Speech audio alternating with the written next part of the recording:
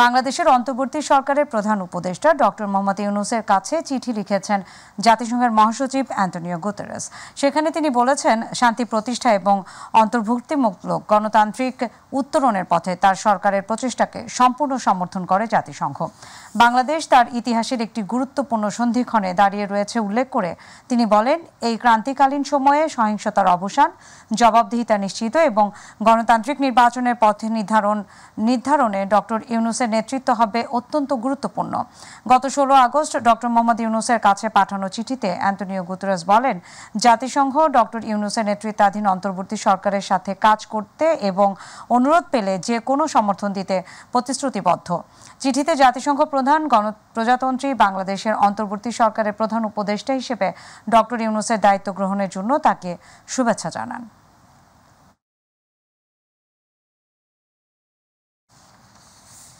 BNP মহাসচিব মির্জা ফখরুল ইসলাম আলমগীর বলেছেন, দেশ ছেড়ে পালিয়ে গিয়ে শেখ হাসিনা বিপ্লবকে নস্যাৎ করার চক্রান্ত করছেন। তিনি বলেন, জাতি এখন ঋণের জালে আবদ্ধ। বিএনপি জাতীয় স্থায়ী কমিটির নবনির্বাচিত সদস্য মেজর অবসরপ্রাপ্ত হাফিজউদ্দিন আহমেদ এবং ডাক্তার AZM জাহিদ হোসেনের সাথে দলের প্রতিষ্ঠাতা জিয়াউর রহমানের সমাধিতে শ্রদ্ধা নিবেদনের পর তিনি এসব কথা বলেন। জঞ্জাল দূর করে দ্রুততম সময় নির্বাচন আয়োজনে অন্তর্বর্তী সরকারকে বিএনপি সময় দিতে চায় বলেও মন্তব্য করেন বিএনপি মহাসচিব। ভারতে আশ্রয় দিয়ে ভারত তার যে কমিটমেন্ট টুয়ার্ডস ডেমোক্রেসি, এটা ভারত রক্ষা করেছে বলে মনে হয় না। আমাদের তাই আহ্বান থাকবে ভারতের কাছে যে আপনারা তাকে আইনানুগভাবে আইনের কাছে বাংলাদেশের সরকারের কাছে তুলে দেন এবং দেশের মানুষ যে সিদ্ধান্ত দিয়েছে সেই সিদ্ধান্ত হচ্ছে তার বিচার করা, সেই বিচারের সম্মুখীন থাকে। তবে আমরা মনে করি যে জঞ্জাল আওয়ামী লীগ সরকার সৃষ্টি করে গেছে, সেটাকে দূর করতে অবশ্যই কিছু সময়ের দরকার। একটা সঠিক সুন্দর নির্বাচন করার জন্য হলেও একটা সময়ের দরকার, যে সময়ে এই নির্বাচন করে এই নতুন সরকার তারা সেগুলোকে দূর করতে পারবে, সংস্কারগুলো করতে পারবে। সেই সময় অবশ্যই এই দেশের মানুষ তাদেরকে দেবে। পোশাক শ্রমিক সোহেল রানা হত্যার ঘটনায় সাবেক প্রধানমন্ত্রী শেখ হাসিনা সহ 25 জনের বিরুদ্ধে মামলা করা হয়েছে। ঢাকার চিফ মেট্রোপলিটন ম্যাজিস্ট্রেট আদালতে মামলা করা হয়। এদিকে চট্টগ্রামে শিক্ষার্থী ওয়াসিম নিহতের ঘটনায় শেখ হাসিনা ও ওবায়দুল কাদের সহ 108 জনের বিরুদ্ধে হত্যা মামলা দায়ের করা হয়েছে। 18 আগস্ট দিবাগত রাতে নগরের পাঁচলাইশ থানার মামলাটি দায়ের করেন নিহত কলেজ ছাত্রের মা জোসনা বেগম।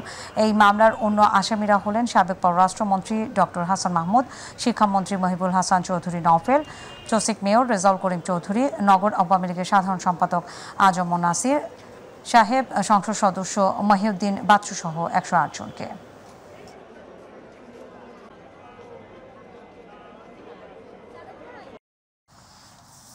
আওয়ামী লীগের কেন্দ্রীয় যুগ্ম সম্পাদক ও সাবেক মন্ত্রী দীপমণিকে গ্রেফতার করেছে আইনশৃঙ্খলা বাহিনী।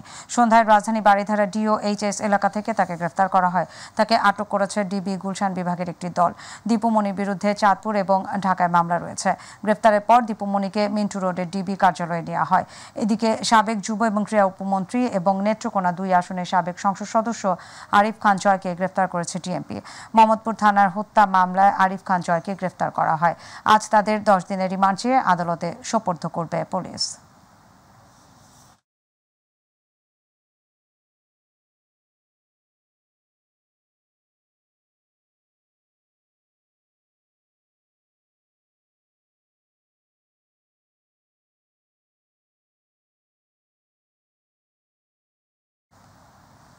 দর্শক, এই বিষয়ে আরো জানাতে এই মুহূর্তে মিন্টু রোডের ডিবি কার্যালয়ের সামনে আছেন আমাদের সহকর্মী আবু সাইদ অপু। আমরা এখন যুক্ত হচ্ছি তার সাথে। অপু, দীপমণি এবং আরিফ খান জয়কে কটা নাগাদ আদালতে তোলা হতে পারে? আপনার কাছে কি তথ্য আছে?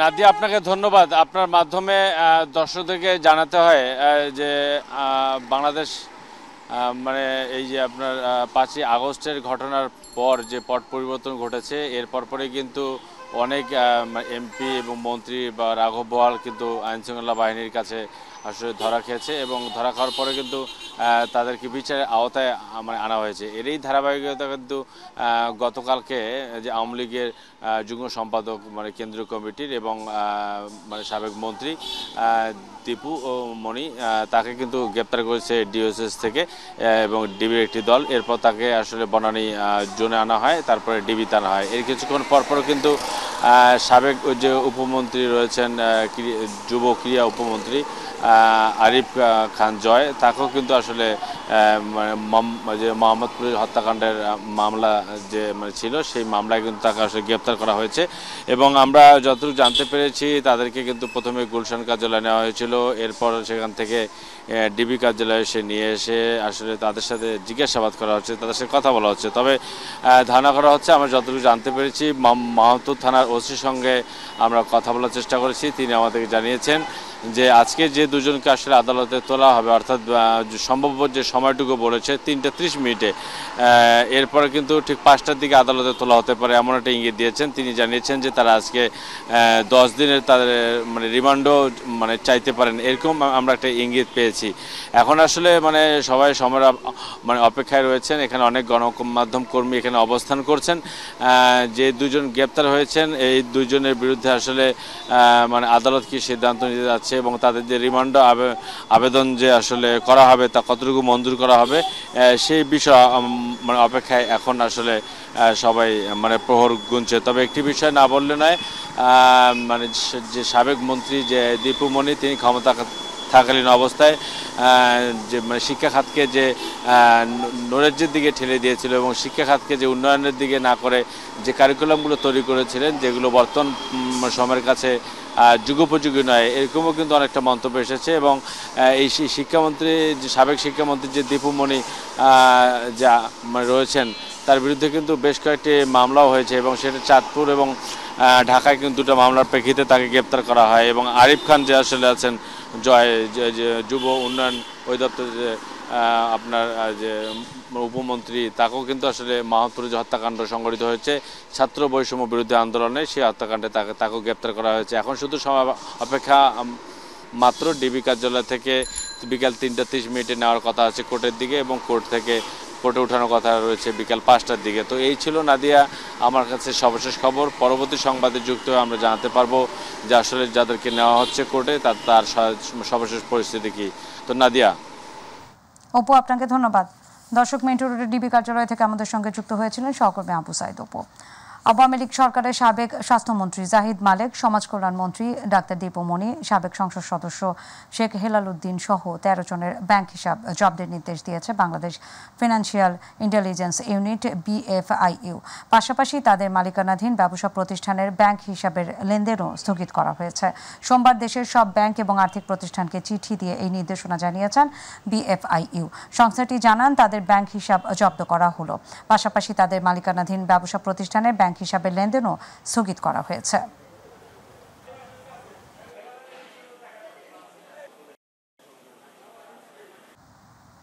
ছাত্র জনতাকে নির্বিচারে হত্যার দায়ে বাংলাদেশ আওয়ামী লীগের নিষিদ্ধ এই দলটির নিবন্ধন বাতিল চেয়ে হাইকোর্টে করা রিট আবেদনের শুনানি হবে বৃহস্পতিবার।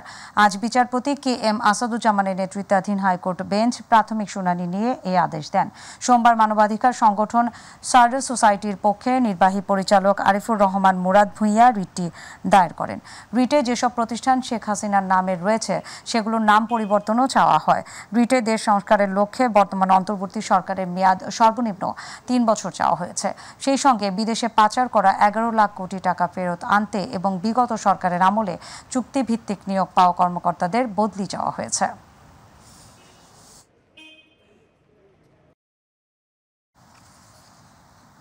বাতিল হচ্ছে জেলা প্রশাসক নিয়োগের পুরাতন নীতিমালা। নতুন পদায়ন হবে মেধা, যোগ্যতা এবং সততার ভিত্তিতে। একই সঙ্গে প্রত্যাহার করা হচ্ছে দেশের সব জেলা প্রশাসকদের। রাতে সুপিরিয়র সিলেকশন বোর্ড SSBর সভায় এমন সিদ্ধান্ত নেওয়া হয়েছে। আজ এ বিষয়ে ঘোষণা আসতে পারে। এছাড়া বাতিল করা হচ্ছে নতুন প্রশাসক নিয়োগের ক্ষেত্রে বাছাই করা ফিট লিস্ট। নতুন জেলা প্রশাসক বাছাইয়ের ক্ষেত্রে SSBকে সহযোগিতা করবে BCS প্রশাসন, 24, 25 এবং 27 ব্যাচের প্রতিনিধিদের সমন্বয়ে গঠিত একটি কমিটি। নতুন নিয়োগের ক্ষেত্রে অগ্রাধিকার পাবেন গেল 18 বছরে পদোন্নতি বঞ্চিতদের বড় একটি অংশ।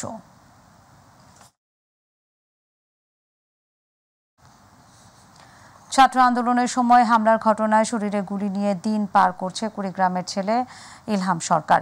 Uttara arm police battalion school and কলেজের দ্বাদশ শ্রেণীতে অধ্যয়নরত ইলহাম থাকেন রাজধানীর আশকোনায়। তার চিকিৎসার ব্যয়ভার নিয়ে দুশ্চিন্তায় পড়েছে পরিবার। প্রতিনিধি মাহমুদা আক্তার পুষণের তথ্য এবং ছবিতে আতিকুর রহমান তিতাসের রিপোর্ট। বৈষম্য বিরোধী ছাত্র আন্দোলনে অংশ নিয়ে গত 18 জুলাই বিকেলে রাজধানীর উত্তরা রাজক কলেজের কাছে পুলিশের গুলিতে আহত হন arm police battalion school and কলেজের দ্বাদশ শ্রেণীতে অধ্যয়নরত ইলহাম সরকার। আহত অবস্থায় প্রথমে তাকে কুয়েত মৈত্রী হাসপাতাল এবং পরে অন্য আরেকটি হাসপাতালে ভর্তি করা হয়। গাড়ি আসতেছে, পুলিশের যে সাদা গাড়িগুলো থেকে ওইটা একটা আসতেছে, কিন্তু যখন এই গাড়িটা আমার সামনে দিয়ে ক্রস করে আমি জাস্ট দেখলাম যে আমার সামনে একটা বিস্ফোরণ হলো এবং বিস্ফোরণের সাথে সাথে আমি বুঝলাম যে আমার মানে কোমরের নিচ থেকে পুরোটা অবশ হয়ে যাচ্ছে এবং আমি লুটিয়ে পড়তেছি মাটিতে এবং তারপরে আমার মাথায় সেন্স চলে যায় এবং আমি কিছু বুঝতে পারছি না যে কি হচ্ছে। চিকিৎসকরা জানিয়েছেন ইলহামের অবস্থা আশঙ্কাজনক। তার কিডনিতে একটি ও পিঠের ভেতর অসংখ্য ছোট ছোট গুলি থাকায় দেশের বাইরে চিকিৎসা করানো প্রয়োজন। পিঠের মধ্যে 150-200 গুলি এখনো আছে, সেটা বের করতে ডাক্তার বলছে যে ওর অনেক লাইফ রিস্ক হয়ে যাবে। আমাদের মতো মধ্যবিত্ত ফ্যামিলি এত বড় ব্যয়বহুল চিকিৎসা করা আমাদের পক্ষে সম্ভব না। তাই আমি চাই আমার ছেলেকে বাইরে নিয়ে যেতে এবং ডাক্তার বলছে যে আপনারা বাইরে নিয়ে যান। তাই আপনাদের কাছে আমার আবেদন, আমার ছেলের জন্য আপনারা একটু সাহায্য করুন।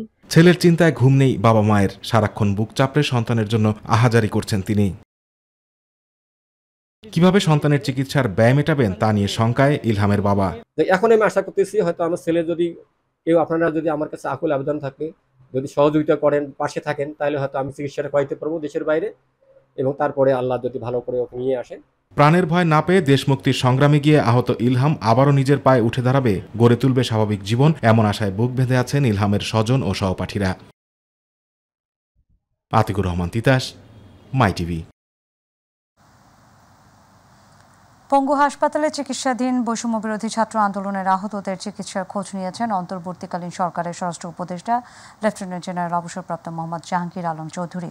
পরিদর্শনের সময় তিনি বলেন, ছাত্র জনতার আন্দোলনে আহতদের চিকিৎসার সব ধরনের ব্যবস্থা নিচ্ছে সরকার। সকাল 9:30টায় অর্থোপেডিক হাসপাতাল এবং পুনর্বাসন কেন্দ্রে গিয়ে চিকিৎসাধীন আহতদের খোঁজ খবর নেওয়ার সময় কথা বলেন তিনি বলেন, ছাত্র জনতার অভ্যুত্থানে আহতদের জন্য প্রয়োজনীয় সবকিছুই করছে সরকার। তবে আহতদের দেখতে গিয়ে ভিড় জমিয়ে চিকিৎসা সেবা ব্যাহত না করার জন্য সবার প্রতি আহ্বান জানিয়েছেন স্বরাষ্ট্র উপদেষ্টা।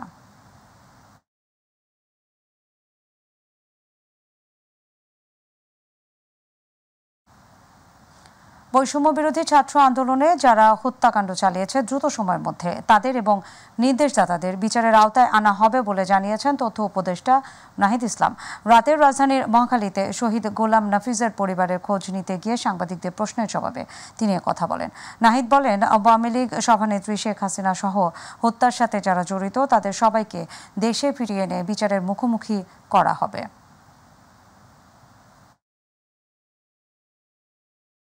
আমরা নাফিজের পরিবারের সাথে সবসময় থাকব এবং এই হত্যাযজ্ঞের সাথে যারা জড়িত, এই গণহত্যার সাথে যারা জড়িত, অবশ্যই তাদের বিচার হবে বাংলার মাটিতে।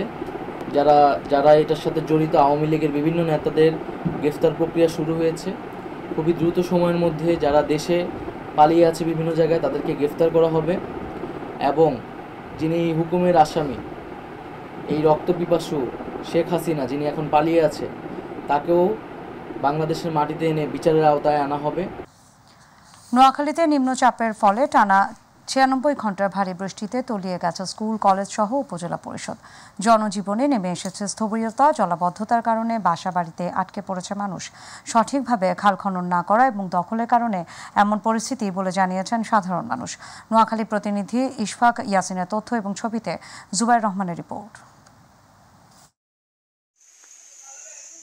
নোয়াখালীতে নিম্ন লঘুচাপের ফলে সর্বকালের সকল রেকর্ড ভেঙে টানা 96 ঘন্টার বৃষ্টিতে তলিয়ে গেছে জেলার 9টি উপজেলার বিভিন্ন বাড়িঘর, স্কুল, কলেজ ও উপজেলা পরিষদ। অতিরিক্ত বৃষ্টির প্রভাবে সঠিকভাবে পূর্বের খাল খনন করা, দখলযুক্ত থাকায় কৃত্রিম জলাবদ্ধতা সৃষ্টি হয়েছে। এলাকায় পানিতে ভেসে গেছে মৎস্য খামারিদের লাখ টাকার মাছ। 5 লাখ টাকার মাছ বাড়ি গেছে, এই যে ডুবে গেছে, আমি শেষ। টানা 4 দিন বৃষ্টি হই, সব ডুবে এলাকার এই হাঁফা দিছি, হাঁফা ডুবে গেছে। আমরা যাতায়াতের অনেক কষ্ট করতেছি। টানা বৃষ্টিতে কাজ না থাকায় বেকার হয়ে পড়েছে অনেকেই। দ্রুত খাল খনন করে জলাবদ্ধতা নিরসনে অনুরোধ জানিয়েছে সাধারণ মানুষ। পরে পানি উঠে গেছে, মানুষ চলাফেরা কষ্ট, মানে বিভিন্ন রকম বাচ্চাদের বিভিন্ন রোগ আক্রান্ত হয়েছে। খাল বিল রাস্তা সব কিছু ডুবে গেছে, আমাদের কাজকর্ম বন্ধ হয়ে গেছে। আবহাওয়া অফিস জানায় বৃষ্টি আগামী বৃহস্পতিবার পর্যন্ত থাকতে পারে। জলাবদ্ধতা দূর করার বিষয়ে দ্রুত পদক্ষেপ নেওয়া হচ্ছে বলেও জানান জেলা প্রশাসক। ইতিমধ্যে আমাদের উপজেলা নির্বাহী অফিসার এবং পানির উপর আমরা ছোট ছোট ড্রেন করে দিচ্ছি, পানিগুলো দ্রুত সরে যায়। এই পানিগুলো দ্রুত সরে যাওয়ার জন্য অন্য যে বিকল্প সেটা আমরা করেছি। এবং যারা জলাবদ্ধতা হয়েছে, মানুষ কষ্টে আছে, আমাদের বিঘা মানুষ, তাদেরকে আমরা ইউএনওদের সাথে কথা বলেছি। এরকম একেবারে দরিদ্র যারা মানুষ আছে, তাদের খাবারের সমস্যা, তাদেরকে কিভাবে সাহায্য করা আমরা ইউএনওকে ইতিমধ্যে নির্দেশনা দিয়েছি। জুবাইর রহমান, মাই টিভি নিউজ। দর্শক, সাথে থাকার জন্য ধন্যবাদ। এছাড়া ইউটিউবে মাই টিভি সংবাদ পেতে ভিজিট করুন YouTube/মাই টিভি বিডি নিউজ এবং আমাদের সকল অনুষ্ঠান দেখতে ভিজিট করুন YouTube/মাই টিভি বাংলা ও Facebook/মাই টিভি বাংলা। আমাদের পরবর্তী সংবাদ দুপুর 2টা 30 মিনিটে দেখার আমন্ত্রণ জানিয়ে বিদায় নিচ্ছে আমি নাদিয়া আলম। আল্লাহ হাফেজ।